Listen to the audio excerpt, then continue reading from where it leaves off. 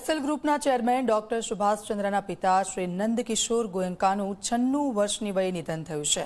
તેમનું પાર્થિવ દેહ હરિયાણાના હિસારમાં અંતિમ દર્શન માટે રાખવામાં આવ્યો છે। અંતિમ દર્શન માટે લોકો તેમના નિવાસ સ્થાને પહોંચી રહ્યા છે। આવતીકાલે હરિયાણાના અગ્રોહા સ્થિત ગોયંકા ઉદ્યાન ખાતે તેમના અંતિમ સંસ્કાર કરવામાં આવશે। ડોક્ટર સુભાષ ચંદ્રના પિતાશ્રી નંદકિશોર ગોયંકાજીનું સોમવારે મુંબઈમાં નિધન થયું અને તેઓ 96 વર્ષના હતા। 28 સપ્ટેમ્બર 1930ના રોજ જન્મેલા શ્રી નંદકિશોર ગોયંકાજી રાષ્ટ્રીય સ્વયંસેવક સંઘના સમર્પિત સ્વયંસેવક હતા।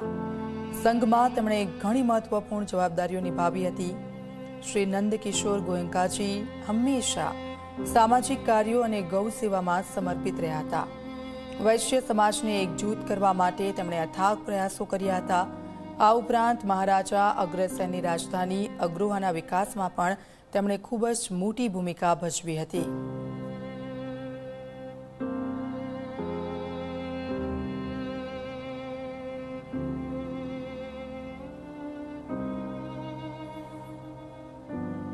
તો તેમના પાર્થિવ દેહને હાલ અંતિમ દર્શન માટે ત્યાં રાખવામાં આવ્યો છે। તમામ લોકો હાથોમાં ફૂલ લઈને શ્રદ્ધાંજલિ અર્પણ કરી રહ્યા છે। તેમના છેલ્લા દર્શન તેમના પરિવારજનો, તેમના મિત્રો, તેમની સાથે જોડાયેલા લોકો ત્યાં પહોંચી રહ્યા છે।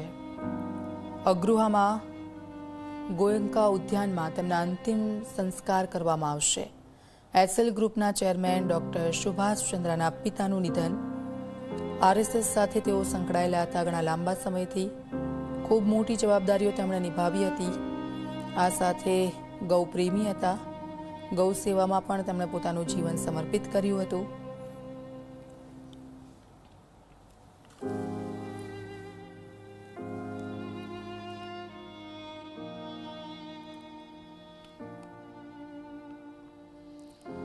પ્રધાનમંત્રી મોદીએ શ્રી નંદકિશોર ગોયંકાના નિધન પર ઊંડો શોક વ્યક્ત કર્યો છે।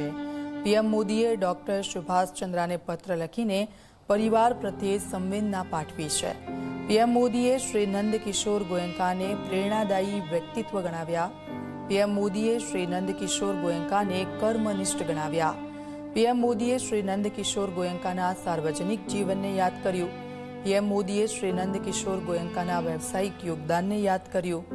શ્રી નંદકિશોર ગોયંકાના સેવાભાવી અને સાદગીપૂર્ણ જીવનના ઉદાહરણને બિરદાવ્યું છે।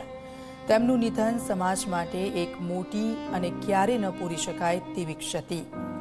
પીએમ મોદીએ ગોયંકાના પરિવારને આ મુશ્કેલ સમયમાં શક્તિ અને ધૈર્ય મળે તેવી પ્રાર્થના કરી।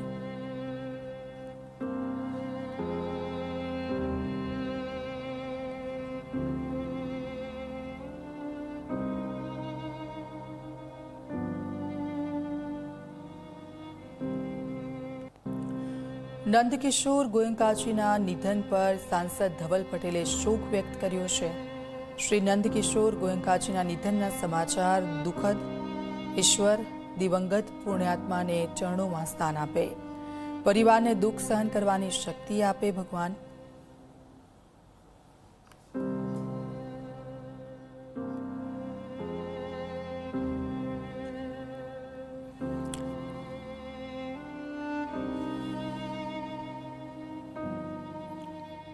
અરવિંદ કેજરીવાલે શ્રી નંદકિશોરજીના નિધન પર શોક વ્યક્ત કર્યો। શ્રી નંદકિશોરજીના નિધનની ખબર અત્યંત દુઃખદ। અરવિંદ કેજરીવાલે તેમના પરિવાર પ્રત્યે સંવેદના પાઠવી।